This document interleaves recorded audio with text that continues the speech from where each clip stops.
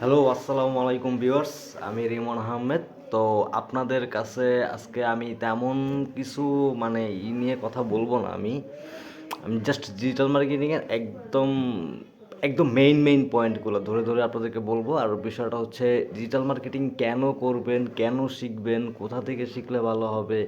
মানে ওইরকম promotion type আমরা যাব না। আমরা জাস্ট হচ্ছে গিয়ে ডিজিটাল মার্কেটিংয়ের ভবিষ্যৎটা কী এবং এটা কোথা থেকে আসছে এবং এটা কোন কোন পর্যায় থেকে আপনারা হচ্ছে মানে কিভাবে ডেভেলপ করছে, কোন কোন স্টেজে এটা ছিল। তো সম্পূর্ণ সব কিছু আমরা এখানে আজকে শর্ট করে, বেশি একটা বড় করে না, যতটুকু বললে হচ্ছে একটা মানুষ খুব ইজিলি ডিজিটাল মার্কেটিংয়ের সব কিছু জানতে পারবে। আমরা সেই বিষয়গুলো নিয়ে আজকে আলোচনা করব এবং ডিসকাস করব। সো ভিউয়ার্স, তা আমরা শুরু করি আজকে আমাদের ডিজিটাল মার্কেটিংয়ের একদম প্রথম জায়গা থেকে একটু শুরু করি আমরা।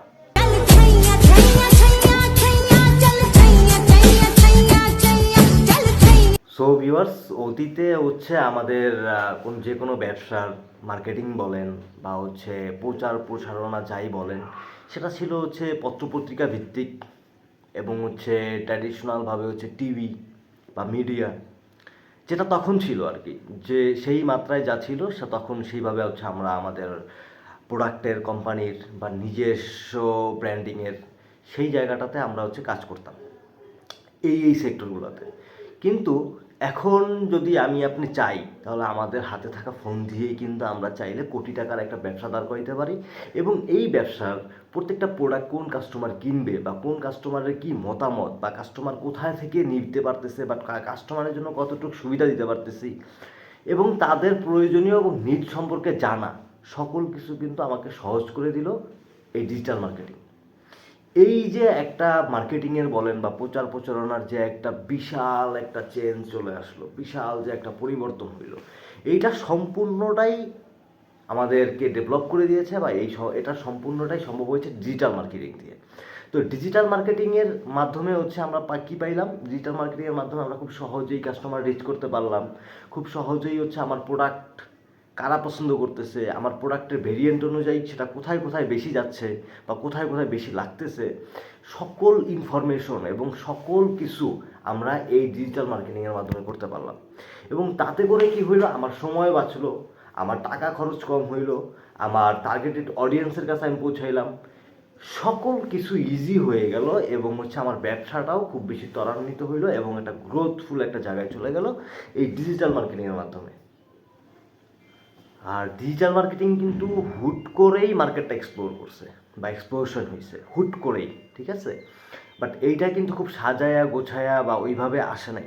যখন হচ্ছে ইন্টারনেটটা সবার হাতে হাতে পৌঁছাইলো, যখন হচ্ছে আমাদের কাছে প্রয়োজন হইল যে না, এখন কমিউনিকেশন লেভেলটাকে আরও আলট্রা অ্যাডভান্স লেভেলে নেওয়া উচিত, তখন কিন্তু হচ্ছে আমরা আসলে ডিজিটাল মার্কেটিংয়ের উপস্থিতিটা টের পাই এবং হচ্ছে তখন হচ্ছে সবাই এইটার পিছনে কাজ করার জন্য ছুটতে লাগলো।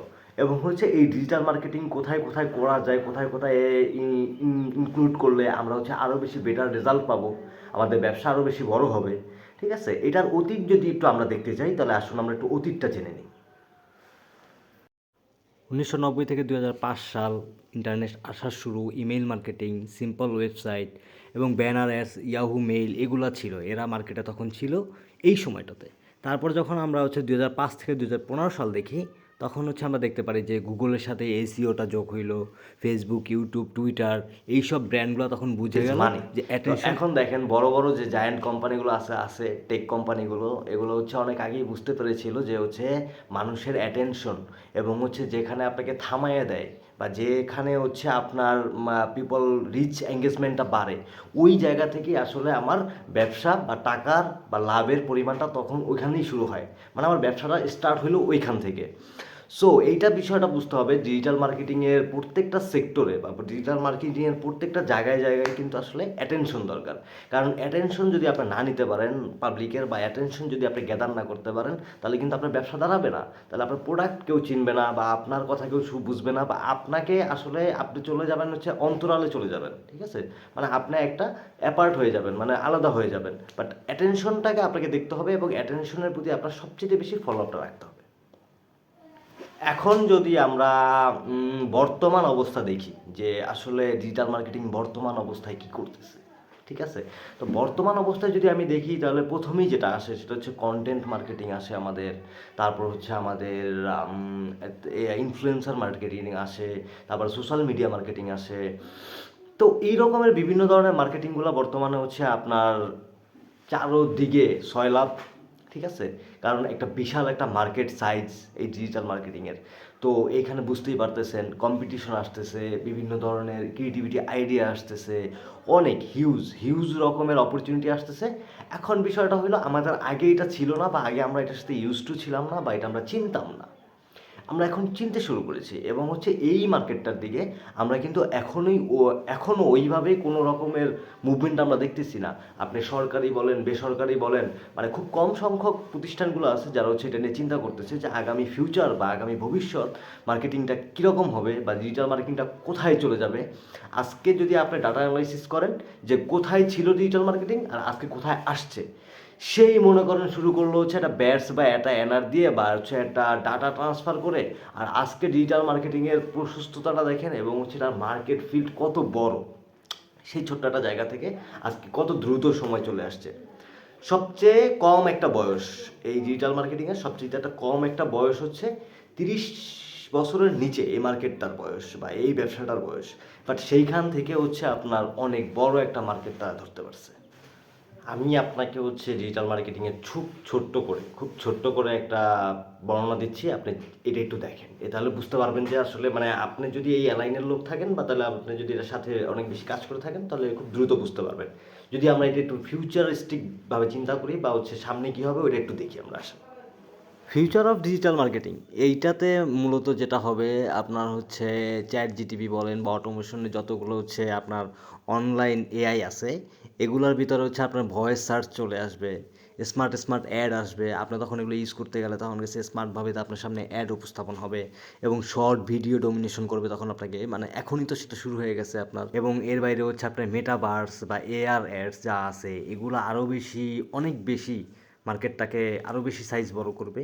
এবং ফিউচারে মানুষ আসলে প্রোডাক্টটা দেখবে না, জাস্ট এক্সপিরিয়েন্স করবে। আর সেখান থেকে হচ্ছে হবে আপনার মেইন ব্যবসাটা। তো ভিউয়ার্স, মানে আপনারা বলতে পারেন যে না আমি কেন হুট করে আইসা এই ধরনের মানে ডিজিটাল মার্কেটিং নিয়ে কেন কথা বলতেছি, দুনিয়াতে তো আরও অনেক টপিক আছে বা আরও অনেক কিছু আছে, আরও চাইলে অনেক কিছু বলা যেত। যে হচ্ছে বর্তমান তো বাংলাদেশে হচ্ছে দেশ নিয়ে খুব বা হচ্ছে দেশের পরিস্থিতি নিয়ে খুব কথা বলতেছে, আমি তো চাইলে সেটা নিয়ে বলতে পারতাম। বাট আমি কেন ডিজিটাল মার্কেটিং নিয়ে কথা বললাম সেইটার কিছু প্রধান মূল কারণ আপনাদের কাছে শেয়ার করতেছি, চলেন। অডিয়েন্স পাওয়া যায়, রেজাল্ট মেজারেবল, এবং সে স্মল বাজেটে বিজনেস গ্রো করা যায় আর কি। ডাটা ডাইভারশন ডিসিশন এইটা সবচেয়ে ইম্পর্ট্যান্ট একটা পার্ট। কারণ বর্তমান বিশ্বে আপনার ডাটা ছাড়া বা ডাটা অ্যানালিসিস ছাড়া আপনি কাউকেই ফলো আপ করতে পারবেন না, কারোর সম্পর্কে কিছু জানতে পারবেন না। একটা বিজনেসের স্ট্র্যাটেজি জানতে হলে আপনাকে ডাটা লাগবে, একটা দেশ সম্পর্কে জানতে হলে আপনাকে ডাটা লাগবে, পলিটিক্যাল ইস্যু নিয়ে কথা বলবেন, আপনার প্রিভিয়াস ডাটা নিয়ে কথা বলতে হবে। তো ডাটা অ্যানালাইসিস ছাড়া বা ডাটা ডাইভারশন ছাড়া আপনি কোনো কিছুই করতে পারবেন না এবং আগাইতে পারবেন না। এবং ডিজিটাল মার্কেটিংয়ের সর্বপ্রথম বা মেইন ফ্যাক্টরটা হচ্ছে ডাটা অ্যানালিসিস। যে আমার ডাটা কী বলতেছে, আমার ডাটায় কী রিপোর্ট আছে, আমার ডাটা অনুযায়ী কী করতে হবে, ডাটা অনুযায়ী আমার ভবিষ্যতে কী করতে হবে, এটা সম্পূর্ণ ডাটার উপরে নির্ভর করে। তো ভিউয়ার্স, এখন হচ্ছে ডিজিটাল মার্কেটিংয়ে আসলে পিছিয়ে পড়বে কারা? এই মার্কেটটাতে হচ্ছে যাদের জ্ঞান কম থাকবে, যারা হচ্ছে মার্কেটের সাথে নিজেকে অ্যালাইন করতে পারবে না, বা যারা যুগের সাথে বলেন বা বর্তমান এই সময় ডিজিটাল মার্কেটিংয়ের সাথে যারা নিজেদেরকে যুক্ত করতে পারবে না, ইনক্লুড করতে পারবে না, মূলত তারাই পিছিয়ে পড়বে। এবং যেটা হচ্ছে যাদের এই ব্যাপারে কোনো স্কিল থাকবে না, এবং হচ্ছে সে বুস্ট পোস্টটা ভালো বুঝে বাট ডাটাটা বুঝে না। ওই যে বারবার বলতেছি ডাটার কথাটা, ডাটাটা সে বুঝে না। এবং ব্যাপারটা হচ্ছে সে শিখছে আর লার্ন করছে, বাট স্কিলটাকে লার্ন করছে, বাট বিষয়টা হচ্ছে সে ওইভাবে কাজে লাগাইতে পারতেছে না।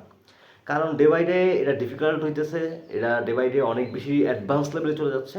সো আপনি ছোটো জ্ঞান বা ছোটো কোনো কিছু দিয়ে বা বেসিক জিনিস দিয়ে আপনি ডিজিটাল মার্কেটিংয়ে সাস্টেইন করতে পারবেন না। তো আপনাকে কারণে যেটা করতে হবে যে আপনাকে হচ্ছে কনসিস্টেন্টলি লেগে থাকতে হবে, ঠিক আছে? এবং এই কাজের সাথে আপনাকে নিজেকে আরও বেশি অ্যাডভান্স লেভেলে যুক্ত করতে হবে। আমি যদি আপনাদেরকে একটা গুরুত্বপূর্ণ নিউজ দেখাই, সেটা হচ্ছে আমাদের কিছু মার্কেট সোর্সের মাধ্যমে বা হচ্ছে এই ব্যাপারে যারা ডাটাটা খুব বেশি আপডেট রাখে ওই সোর্স থেকে যদি আমরা দেখি, তাহলে দেখতে পাচ্ছেন আপনি 2024 সালে মার্কেট শেয়ার বা হচ্ছে ডিজিটাল মার্কেটিংয়ের যে গ্লোবাল সাইজটা, ঠিক আছে? গ্লোবাল মার্কেট সাইজটা যদি আমি বলি তাহলে সেটা হচ্ছে 400 বিলিয়ন মার্কিন ডলারের উপরে। তো মার্কেট সাইজটা আসছে কোথা থেকে? মার্কেট সাইজটা আসলো হচ্ছে এই ডিজিটাল মার্কেটিংয়ের সাথে যারা যুক্ত আছে, বিভিন্ন পার্ট নিয়ে যারা কাজ করতেছে, সেলার, বায়ার, যাবতীয় যা বলেন। তো সবাইকে নিয়ে এই মার্কেটের সাইজটা দাঁড়াইলো আপনার 400 বিলিয়ন, যেখানে খুব কম সময়ের ভিতরে, খুবই শর্ট টাইমের ভিতরে এই মার্কেটটা এই জায়গায় যায় পৌঁছাইলো। তাহলে আপনি একটু চিন্তা করেন যে এই মার্কেটটা কোথায় যাবে। আবার যদি হচ্ছে আমি একটু অ্যাডভার্টাইজমেন্টে দেখি, ঠিক আছে, অ্যাডভার্টাইজমেন্টে হচ্ছে 100%-এর ভিতরে প্রায় 75%ই হচ্ছে ডিজিটাল মার্কেটিং কাভার করে ফেলতেছে। এবং হচ্ছে আপনার টিভি বলেন বা প্রিন্ট মিডিয়া বলেন, এগুলো কিন্তু কমে যাচ্ছে। এই জায়গাটাতে হচ্ছে মার্কেট শেয়ার বলেন বা এই বাজারটা হচ্ছে এখন ডাউনের দিকে। কিন্তু আমার গ্রোথ করতেছে কোনটা? আমার গ্রোথ হচ্ছে ডিজিটাল মার্কেটিং, যেটা খুব কম সময়ের ভিতরে, এই সময়ে যদি আপনি 75%-এর কাছাকাছি কমপ্লিট করে ফেলে, তাহলে হচ্ছে আপনার আগামীতে তাহলে এটা কত বড় একটা ম্যাসিভ একটা মার্কেট দিবে বা হচ্ছে বাজার দিবে, আপনি এখন এটা চিন্তা করেন। ডিজিটাল মার্কেটিংয়ের আরেকটি সবচাইতে গুরুত্বপূর্ণ অংশ আমি আপনাকে দেখাচ্ছি, সেটা হচ্ছে ডিজিটাল মার্কেটিংটা আসলে রাজ করতেছে কোথায় কোথায়। এটা আসলে কোথায় কোথায় শাসন করতেছে। এটা মূলত হচ্ছে গুগল অ্যাডসে, অ্যালফাবেটে, ঠিক আছে, সেখানে হচ্ছে আপনার মার্কেট ডিজিটাল অ্যাড রেভিনিউ করছে তারা 28% পর্যন্ত। এবং মেটা, ফেসবুক, ইনস্টাগ্রাম, এবং এখন এটা চলে আসছে আপনার কোথায় আবার হোয়াটসঅ্যাপের মতো প্ল্যাটফর্মে এসে তারা আরও বেশি বড় করলো মার্কেটটাকে, ঠিক আছে, 20%-এর মতো সারা মার্কেট শেয়ার নিল। এবং তারপর নিল অ্যামাজন।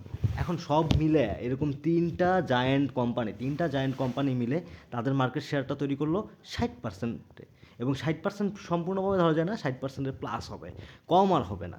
তো বিষয়টা হচ্ছে এই এত বড় একটা মার্কেট ডে বাই ডে দখল করতেছে এবং শাসন করতেছে এইসব জায়গাগুলোতে। তো বোঝাই যাচ্ছে ডিজিটাল মার্কেটিংয়ের ভবিষ্যৎটা কতটা উজ্জ্বল, ব্রাইট এবং গ্রোথফুল। ইকোনমিক অফ টাইমসের মতে ইন্ডিয়াতে 2025 সালে 46% মার্কেটিং শেয়ার হোল্ড করছে ডিজিটাল মিডিয়া বা ডিজিটাল প্ল্যাটফর্ম বা ডিজিটাল মার্কেটিং। তো সেটাতে থেকে আরও আমরা বুঝতে পারি যে একটা মার্কেট কত দ্রুত এক্সপ্লোর করে।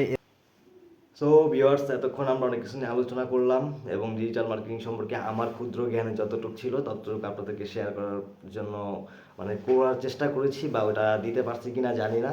তো আমি আপনাকে হয়তো বা খুব ডিটেলসলি কিছু বলিও না, এভাবে কিছুই হয় না আমারটা, জাস্ট আমার থেকে আপনি জাস্ট একটা ওভারভিউ পাবেন ডিজিটাল মার্কেটিং সম্পর্কে।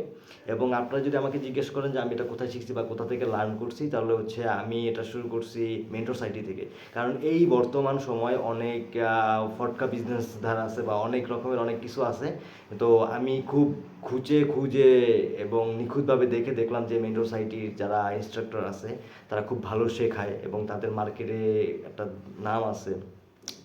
আমি তাদের একটা এখানে দিয়ে দিব, সমস্যা নেই, যে কারা কারা আছে সেখানে। এবং এটা তাদের ফেসবুক পেজও দিয়ে দেবো এখানে, আপনারা দেখে নিন, ঠিক আছে। তো সব কিছু মিলিয়ে আমি এটাকে খুব ভালো দেখছি, ঠিক আছে। এবং এইখানে যারা আছে তারা খুব ফ্রেন্ডলি, খুব ভালো শেখায় এবং মার্কেট অভিজ্ঞতা তাদের অনেক বেশি। ফরেন ক্লায়েন্ট, লোকাল ক্লায়েন্ট, যাবতীয় যা আছে সব কিছু থেকে তাদের অভিজ্ঞতা থেকে, সেখান থেকে আপনাকে সেই অভিজ্ঞতা এক্সপিরিয়েন্স শেয়ার করবে এবং আপনাকে শেখাবে। আমি আপনাকে বলতেছি না আমার কথা মতো গিয়ে আপনি হুমড়ি খেয়ে পড়েন, বাট আপনার যদি সময় বা সুযোগ হয় এখানে গিয়ে আপনি নক করতে পারেন, ডোর নক করতে পারেন বা দেখে আসতে পারেন। এবং এটা হচ্ছে আমার একটা প্রথম ভিডিও অনলাইন সম্পর্কে। তো প্রথম ভিডিও হিসাবে হয়তোবা আমি অনেক কিছুই এখানে আয়োজন করতে পারি নাই। আমার লাইটিংয়ের অভাব আছে, আমার হয়তোবা ভয়েসের সমস্যা থাকতে পারে বা আমার উপস্থাপনায় সমস্যা থাকতে পারে। সব কিছু আপনারা ক্ষমা সুন্দর দৃষ্টিতে দেখবেন এবং আমার জন্য দোয়া করবেন যাতে আমি আরও অনেক দূর এগিয়ে যেতে পারি। আসসালামু আলাইকুম।